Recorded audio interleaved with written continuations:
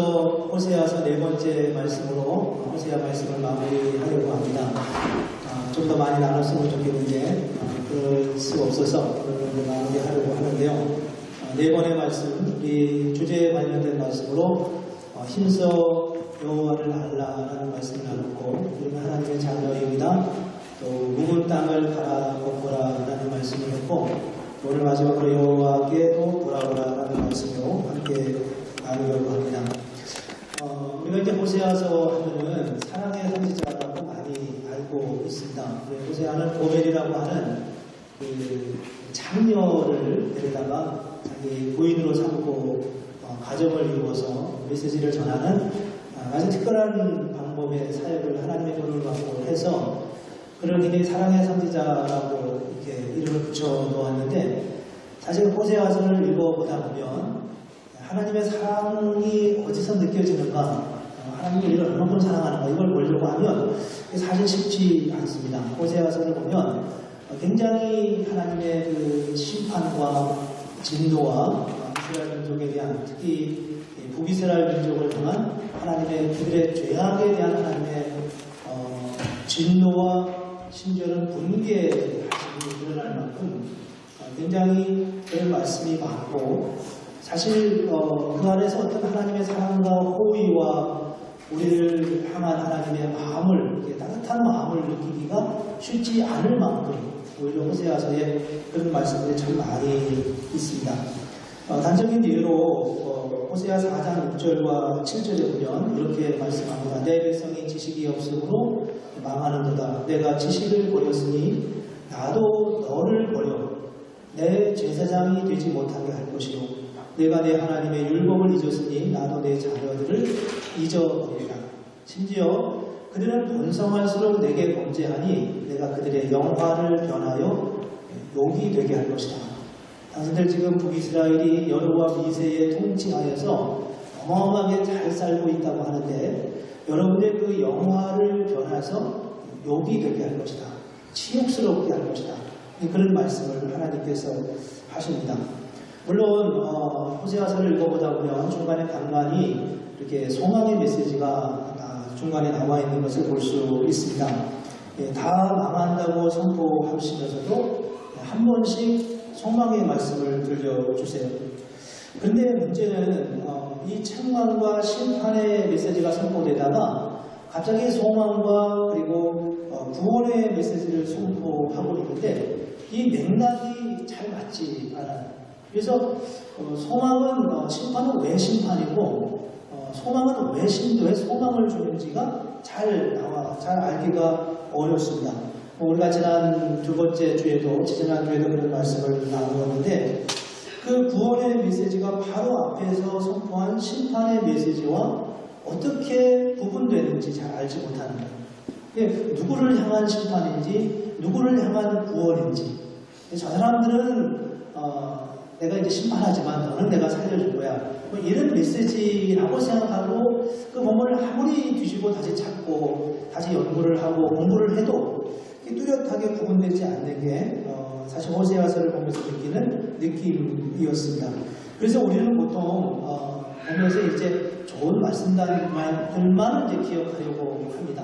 그래서 여러분 이제 4개의 본문을 우리가 보았는데, 그 4개의 본문이 호세아서에서 나오는 거의 긍정적 메시지의 거의 대부분입니다. 물론 그렇지 않은 다른 데도 몇 군데 더 있긴 하지만, 이 설교자도 결국 본문을 선택하면서 저주나 심판의 말씀보다는 더 긍정적이고 격려가 되는 말씀을 따로 뽑아서 하나님 우리에게 이 말씀을 주셨다, 이렇게 생각하면서 전하는 그런 경향이 있습니다. 제가 그렇다는 얘기는 아니고요. 이제 사실 저도 이제 말씀을 그렇게 선택하게 되었어요.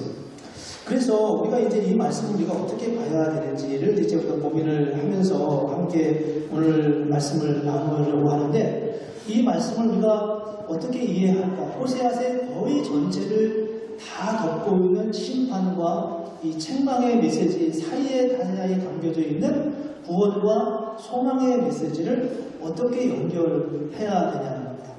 근데 이 말씀을 우리가 보면서 좀 고민을 해야 됩니다.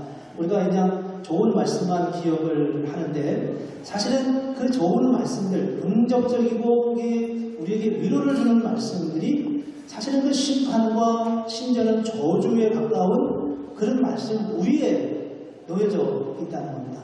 예를 들면 여러분 잘 기억하시는 호세아서 6장 6절 말씀을 보면 이런 말씀이죠. 나는 인애를 원하고 제사를 원치 아니하며 번제보다 하나님 아는 것을 원한다 라고 말씀하고 있습니다. 이 말씀 참 좋아하고 암송하시는 분도 많이 있을 거라 생각합니다. 예배를 드리기 어려운 사람들에게, 그래서 너무 안타까운 사람에게 하나님은 제사를 원하는 것보다는 인애를 원한다. 당신의 마음을 기억하신다. 이러면서 우리가 이제 위로하고 격려하곤 합니다. 그런데 이제 문제는 뭐냐 하면 이 말씀을 어떻게 일반화시킬 수 있냐 하는 것입니다. 여러분, 인애와 제사가 이렇게 서로 대립시킬 수 있는 개념인가요? 이 인애와 제사, 하나님을 사랑하는 마음과 그리고 하나님께 예배하는 게, 당신이 예배는 못 드려도 하나님을 사랑하는데 이렇게 말할 수 있냐는, 물론 우리가 어쩔 수 없는 상황 속에서 예배를 못 드렸어요. 그래서 내가 좀 안타까운 거죠. 그러면 하나님께서 그래, 내가 내 마음을 아니까, 내가 마음에 하나님 사랑하는 걸 알아, 이렇게 생각할 수는 있어요. 그렇지만 하나님이 예배와 하나님 사랑하는 마음을 대립시켜서 이해할 수 있냐는 겁니다.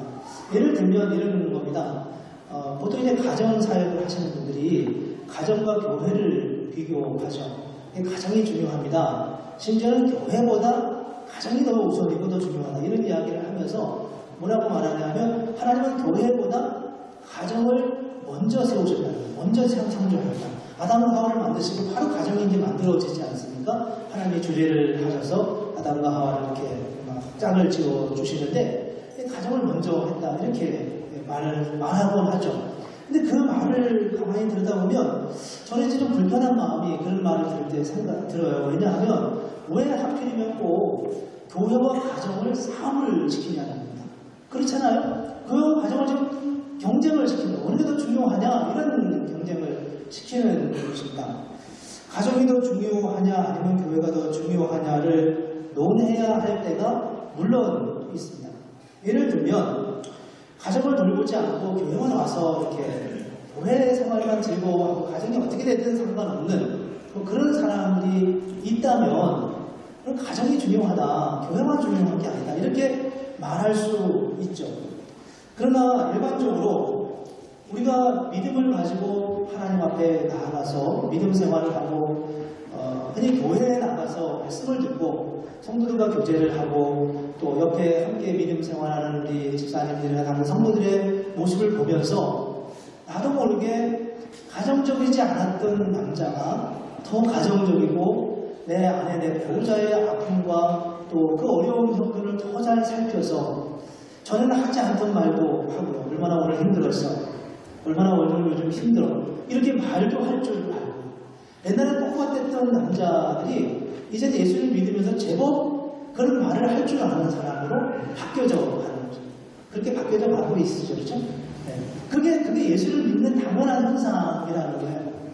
여자 성도님들이 믿음 생활을 하다가, 옛날에는 밖에서 이렇게 활동하는 것만 좋아하던 사람이 교회 생활을 하면서 모두 자기도 모르게 서서히 바뀌어져 가고 가정적이고 자녀를 더 잘 돌아보고 마치 교회를 돌아보듯이 정말 예수님 앞에 마음을 다해 예배하는 그런 마음으로 가정을 살피고 자녀를 살피고 또 배우자를 살피는 그런 모습으로 바뀌어져 가는 것이 아주 당연하고 아주 마땅한 일이 아니냐는 겁니다.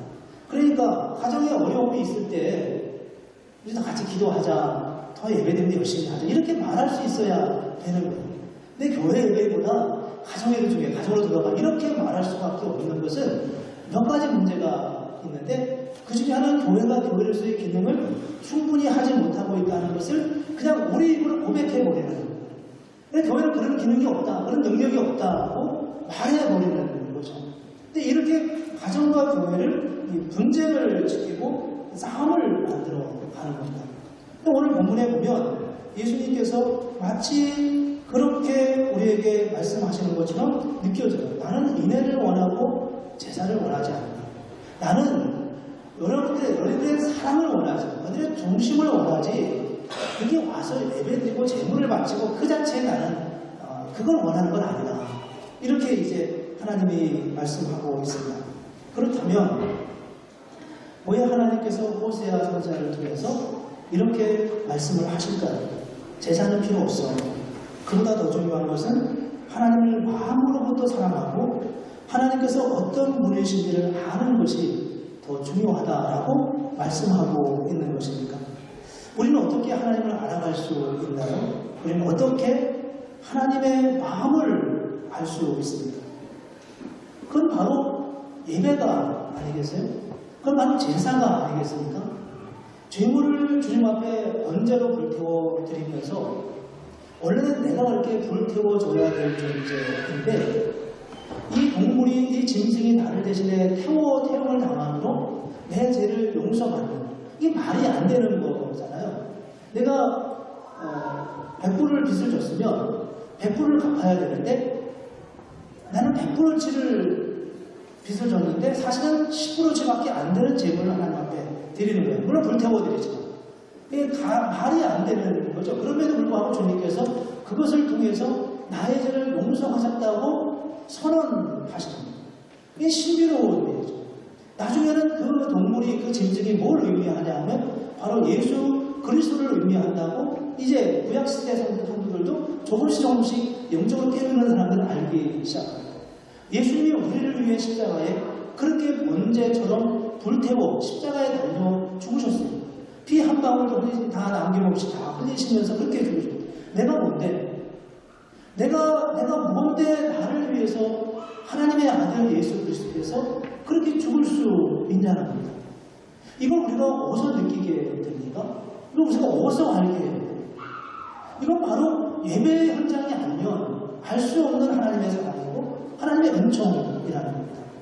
우리가 하나님을 예배를 통해 알아야 해요. 교회 생활을 하면서 가정에서 내가 어떻게 섬겨야 하는지 남편이 더 잘 알듯이, 아내가 서서히 교회 생활을 통해서, 신앙생활을 통해서 바뀌어져 가듯이, 그렇게 우리의 예배 현장에서 우리의 재물을 주님 앞에, 번제를 주님 앞에 드리면서 우리는 하나님의 사랑이 얼마나 크고 놀라운지를 알게 됩니다. 그런데 오늘 본문에서 나는 이면을 원하고 제사를 원하지 않고 번제를 원하지 않고 번제보다는 하나님을 아는 것을 나는 더 원해. 이렇게 주님께서 말씀하실 때 그 주님의 마음은 과연 무엇이었냐 하는 것입니다. 그래서 우리는 이 말씀을 그냥 일반화시켜서 아무데나 적용하는 게 아니라 이 말씀이 선포된 그 삶의 자리, 그 호세아서의 그 삶의 자리로 들어가 봐야 이 말씀의 의미를 다르게 알 수 있다는 겁니다.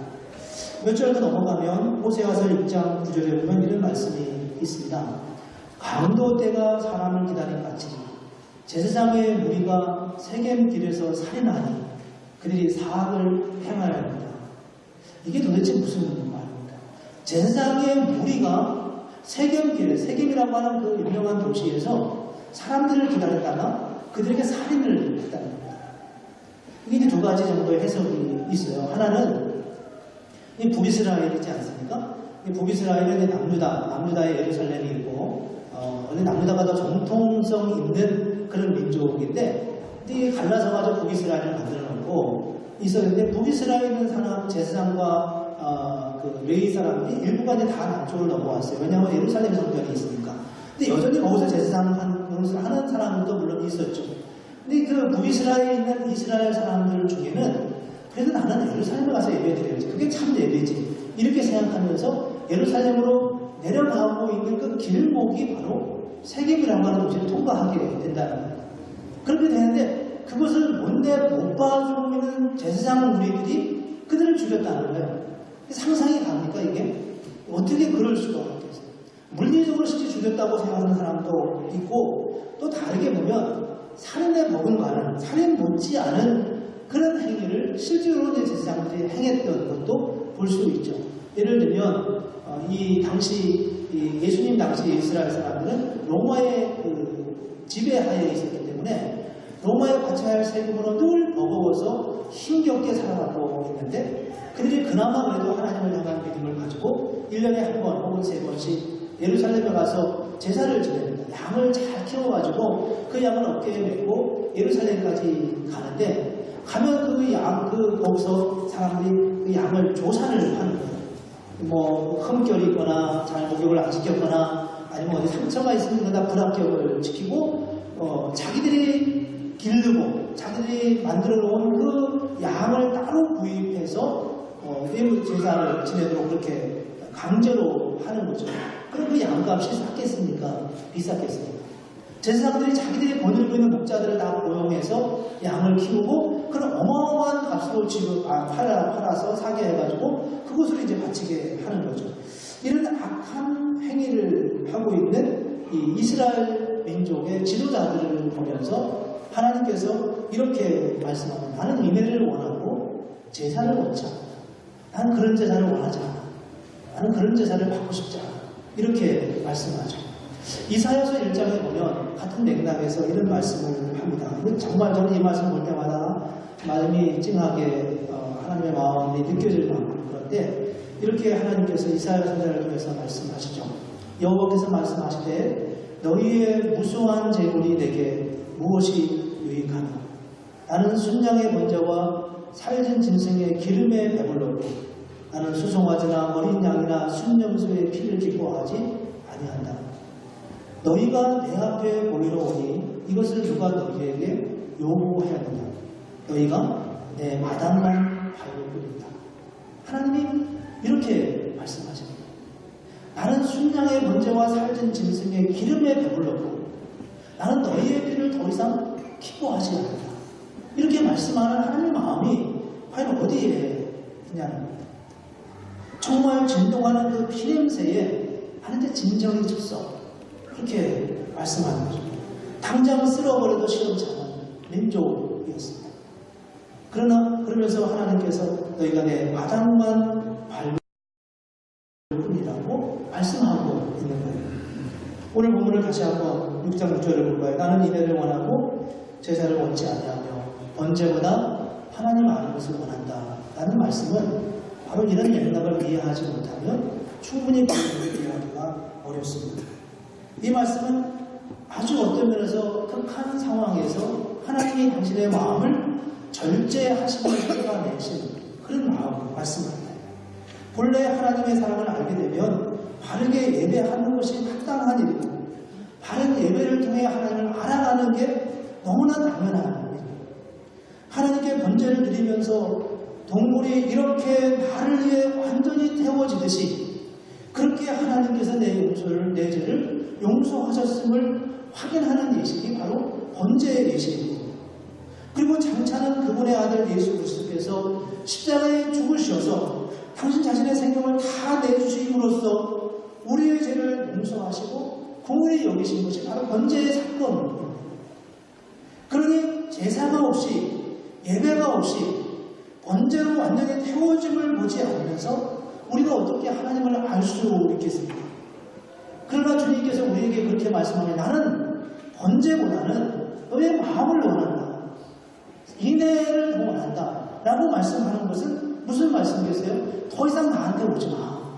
난 너희의 예배에 대해서 진전이 났어. 이렇게 말씀하고 있는 주님의 마음을 볼 수 있습니다. 말에 대한 오해를 우리가 좀 많이 합니다. 옛날에 음식이 귀하던 시절에 우리 어머님들이 그러셨죠. 이렇게 생선을 하나 모처럼 구우면 어머님들은 다 이렇게 머리만 다 드십니다. 어렸을 때는 머리에 그 살을 잘 갈라서 못 먹잖아요. 요즘은 뭐 다 그냥 버리기도 많이 하지만 그래서 이제 살코기만 먹는 아이의 마음이 너무 죄송해요. 엄마는 왜 머리만 드세요? 그러면 엄마가 되게 뭐라고 하셨나요? 기억은 나시나요? 나는 머리가 좋아. 머리에 영양가가 많아. 이렇게 말씀하시잖아요. 근데 그 말을 이제 이 아이가 들으면서 정말 그런 줄 아는 거예요. 그런 줄 알고 우리 엄마는 머리만 좋아해요. 그래서 뭐 그런 이야기가 있지 않습니까? 엄마에게 생선을 하고서 머리만 다 따가지고 붙여드리는 뭐 그런 얘기도 있었다고 하던데 그렇게 어이없는 일이 벌어지는 거예요. 어머니의 나는 머리만 좋아. 머리가 좋아.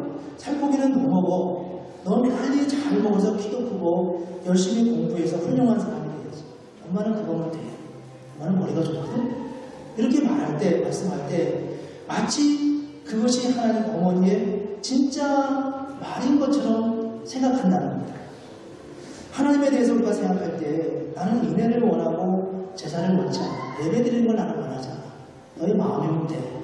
하나님은 우리의 마음이만 충분하구나 라고 생각할 수 있냐 하는 것입니다. 오늘 우리는 이 말씀을 매우 일반화시킵니다. 그리고 많은 사람들이 이 말씀을 자주 인용하는 것을 저에게서 들을 수 있고 다른 사람에게도 듣고는 해요.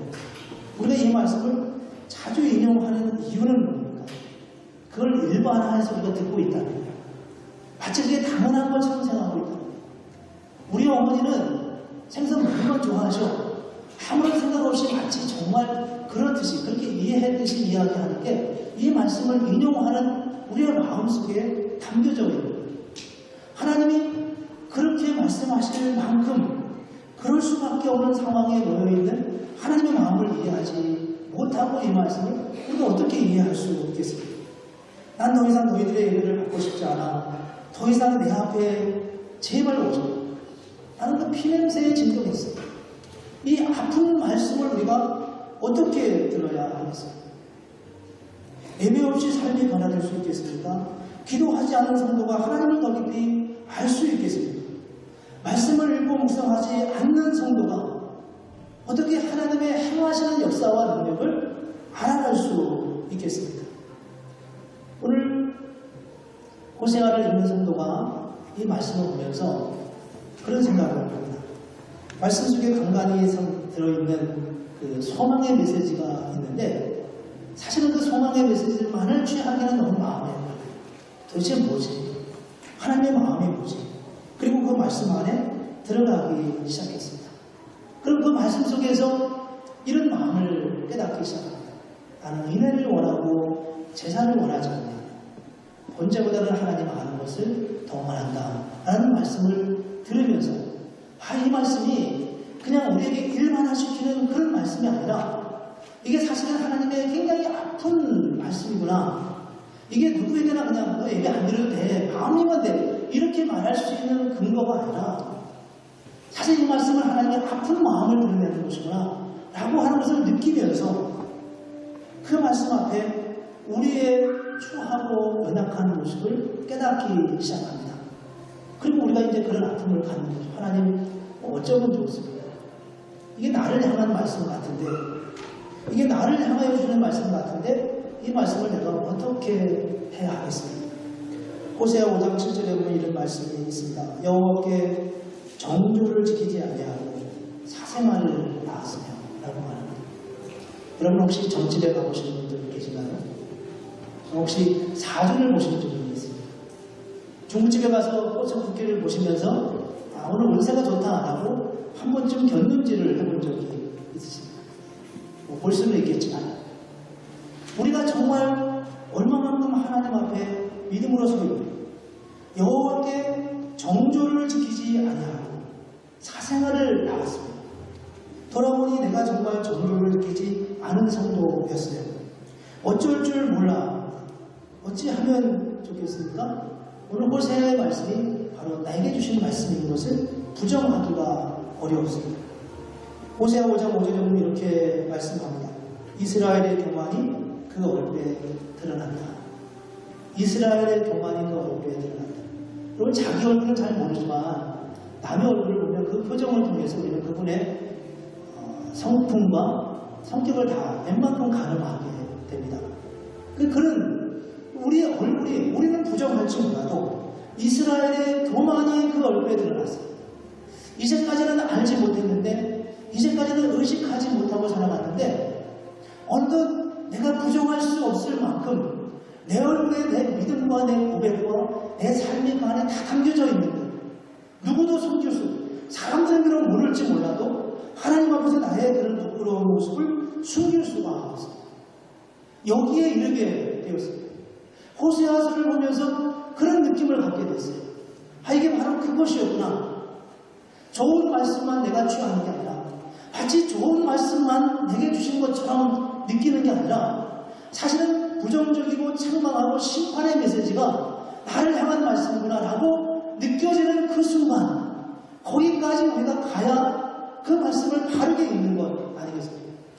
그렇게 읽고 나니까 그렇게 깨달아지고 나니까 새롭게 그 말씀이 와닿는 논리적으로는 맞지 않는데 맥락성은 이해가 되지 않는데 그 중간중간에 주님께서 한 번씩 소망의 메시지를 들려주고 있습니다. 뭐라고 말씀합니까? 호세아 1장 10절에 보면 그 앞에 로로하마 로암미 긍휼을 입지 못한 자라 내 백성이 아니라고 하는 저주에 가까운 말씀을 하셨다가 바로 10절로 넘어가면 이렇게 해요. 그러나 이스라엘 자손의 수가 바닷가의 모래같이 되어서 헤아릴 수도 없고 셀 수도 없을 것이며 전에 그들에게 이르기를 너희는 내 백성이 아니라 한 그곳에서 그들에게 이르기를 너희는 살아계신 하나님의 아들들이라 라고 할 것이라고 하나님께서 말씀하고 있습니다. 이걸 논리적으로 이해해 보십시오. 아니 앞에 말씀은 무슨 말씀이고 뒤에 말씀은 무슨 말씀인가? 앞에 있는 말씀은 누구에게 한 말씀이고 뒤에 있는 말씀은 누구에게 한 말씀입니까? 그런데 그 앞에 로로하마라 긍휼을 입지 못한 자라 로암이라 이런 내 백성이 아니라 주님께서 말씀하신 그 선포가 내게 주신 말씀이에요. 내가 거기서 한 발자국도 부정하거나 부인할 수가 없어요. 내 얼굴에 내 교만이 다 드러났습니다. 내 얼굴에 내 속에 있는 교만과 악함이 다 감출 수 없게 보여줄 수밖에 없는 내 참혹한 모습을 이제 깨닫게 되었습니다. 그리고 로암이라는 말씀이 바로 달을 향한 말씀인 것처럼 피할 수 없는 말씀이라고 하는 것을 깨닫는데 바로 하나님께서 이렇게 말씀합니다. 그러나 이스라엘 자손의 수가 바닷가의 모래같이 되어서 헤아릴 수도 없고 셀 수도 없을 것이다. 언제나 많이 들은 말씀이에요.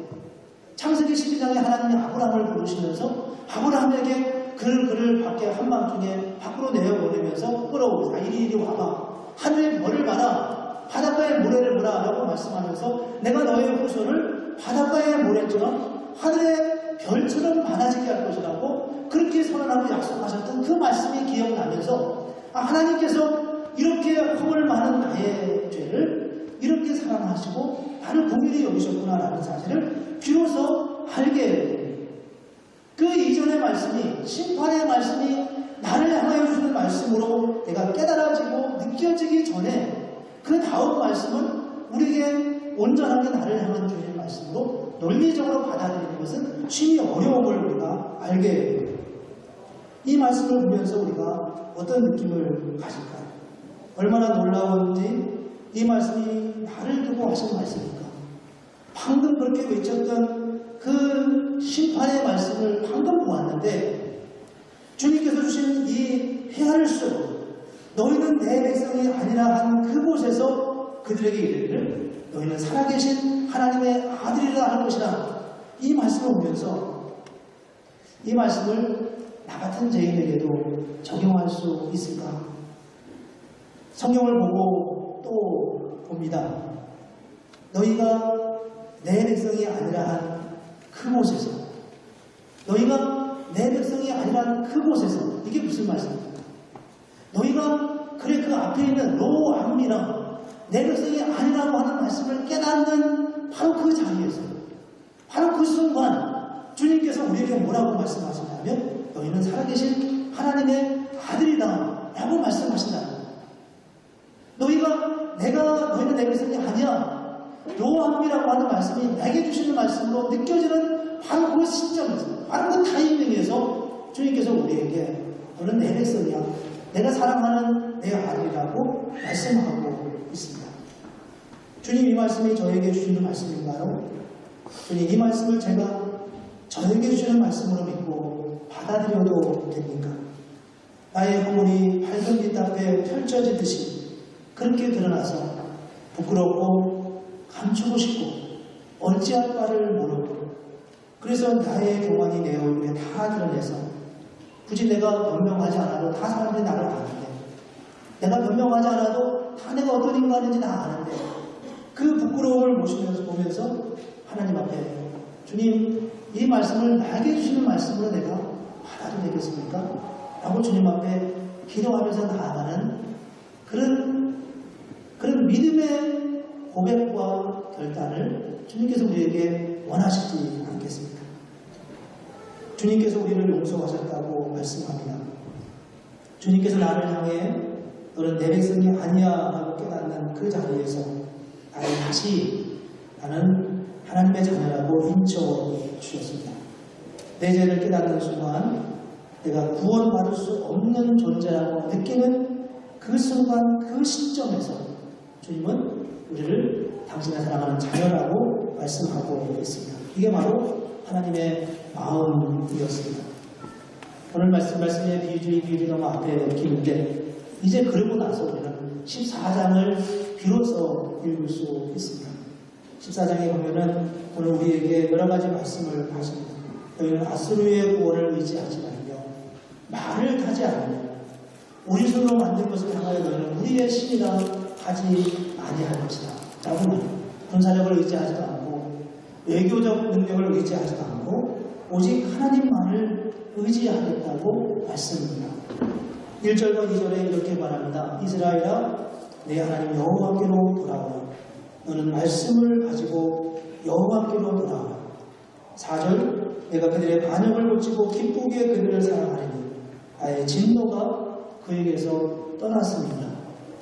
그럼 그냥 한순간 다 읽어보면 우리 이 말씀의 맥락을 전혀 이해하지 못하지만 그 안에 깊이 들어가면 그리고 그 말씀 속에서 우리의 고백이 함께 어우러지면서 주님 앞에 믿음의 고백으로 나의 죄를 고백하고 주 앞에 나아갈 때 우리는 하나님께서 우리에게 정말 놀라운 하나님의 은혜로 약속하시는 것을 보여줍니다.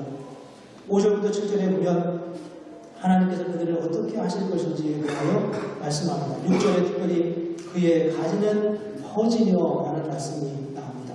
그의 가지는 퍼지며. 창세기 49장 22절에 보면 하나님께서 요셉을 통해서 축복하면서 요셉은 무성한 가지, 샘 곁에 무성한 가지, 그 가지가 담을 넘었다라고 말씀합니다. 그 가지가 담을 넘었다. 남의 이웃집까지 들어갑니다. 요셉이 애굽에 가서 남의 나라에 가서 총리가 되었어요. 그리고 그 나라에 아주 심각한 기근의 위기를 극복하고 그리고 그 일을 논의해주면서 아주 존경받는 하나님의 사람으로 인정했어요. 75명의 그의 가족들이 그로 인하여 다 애굽에 내려갔고 400년 동안 그곳에 살면서 애굽이라고 하는 강대국의 보호를 받으면서 75명이 무려 남자 여자와 아이를 합쳐서 200만 명이 넘는 어마어마한 숫자로 자라났어요. 하나님께서 그에게 주신 하나님의 은혜가 얼마나 놀라운지 모릅니다. 이 호세아가 사역하던 이 당시에 같은 시대에 사역하던 사람이 있었는데 그가 누구냐 하면 바로 요나라고 하는 선지자였습니다. 요나는 니느웨 성에 가서 하나님의 심판을 선포하지 않습니까? 굉장히 불편해하면서 했죠. 그 당시로서는 이방인의 구원을 상상할 수 없었던 그 시대에 하나님이 그에게 그런 일을 하게 하십니다. 우리가 하나님의 앞에 어떻게 서야 할까? 주님께서 우리를 부르셨을 때 우리의 죄와 우리의 연약함을 깨달아갈 때 우리가 먼저 하나님의 심판대 앞에서는 그 경험이 우리에게 필요하다는 겁니다. 우리는 다 죽을 수밖에 없는 존재였어요. 아니 이미 죽었던 존재였어요. 이미 심판받은 존재였어요. 근데 이걸 그냥 지나가는 게 아니라 호세아서는 우리로 하여금 그 하나님의 심판대가 얼마나 두려운 자리인지를 말씀을 통해 우리에게 알게 하십니다. 그리고 내가 정말 고백으로만이 아니라 말로만이 아니라 그렇습니다. 주님 저는 정말 그 앞에 여전히 지금도 그 앞에 설 수밖에 없는 존재입니다 라고 고백하는 그 자리를 원하십니다. 그 고백이 없이는 호세아서가 이해될 수 없고 그 고백이 없으면 하나님이 우리를 사랑한다는 말씀이 무슨 의미인지를 도무지 이해할 수가 없어요. 결국 우리는 호세아서에서 그 몇 구절 안 되는 긍정적인 메시지를 가지고 그냥 그것을 마치 나를 위한 말씀의 전부이냐 그렇게 생각할 수밖에 없는 게 우리의 형편이라는 거예요.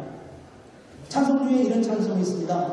돌아와 돌아와 마음이 고난 자여 길이 참 어둡고 매우 험악하니 집을 나간 자여 어서와 돌아와 어서와 돌아와 돌아와 마음이 고난 자여 길이 너무도 어둡고 매우 험악하나 집을 나간 자여 돌아와. 이게 찬송가에 있어요. 이 찬송은 교회 안에서 부르는 거잖아요. 밖에서 우리가 부르는 게 아니라 우리 예수를 믿음에도 불구하고 우리가 어디로 가야 하겠습니까? 어디로 돌아가야 하겠습니까? 우리 지금 돌아온 존재입니까? 아직도 여전히 문 밖에 있는 존재. 하나님께서 나는 인애를 원하고 제사를 원치 아니하며 라고 하는 말씀을 드리면서 그걸 일반 원리로 생각해버리고 하나님은 예배보다 우리의 마음을 원해. 그래서 우리의 그냥 난 그만하면 됐어 이렇게 말하며 살아갑니까? 아니면 호세아서를 보면서 여전히 부족하고 여전히 나약하고 여전히 내 안에 있는 죄를 감출 수 없어서 어찌할 바를 몰라 하고 있는데 어느 순간 주님께서 내가 너를 내 백성 아니라고 하는 그 지점에서 너를 내 백성이라고 하신다는 그 말씀을 드리면서 다시 주님을 붙들고 그렇습니다 주님, 제가 주님께로 돌아가겠습니다. 주님의 품에 안기겠습니다. 주님께로 나아가기를 원합니다 라고 말하며 그분에게로 다시 돌아가서 그게 마치 나의 찬양인 것처럼 내가 직접 작사하고 작시한 것처럼 그렇게 나의 고백으로 불려지는 그런 찬송일 수 있겠습니다. 우리는 지금 어디에 놓여 있습니까? 하나님께서 저와 여러분에게 주시는 하나님의 은혜를 보면서 하나님의 은혜도 중요하지만 하나님의 그 심판대 앞에 어미로우신 심판대 앞에 서서 주님의 긍휼이 아니면 살 수 없고 주님의 은혜가 아니면 존재할 수 없는 우리의 실존적 영적 우리의 현실을 자각하고 하나님의 은혜 앞에 나아갈 때 주님께서 우리를 호세아처럼 요나를 통해 일하신 것처럼 정말 아름답고 놀라운 요셉을 통해 남의 나라에 가서 그 가지가 담을 넘어 역사하는 것처럼 그런 하나님의 은혜의 역사가 저와 여러분에게 있을 것을 믿습니다. 이 은혜를 우리가 함께 소망하고 주님을 정말 정면으로 주님과 함께 마음을 다해 그분과 만나는 그런 경험을 통해서 우리의 삶의 진정한 변화를 경험하는 하나님의 은혜가 있기를 주님의 이름으로 축복합니다. 함께 기도하겠습니다.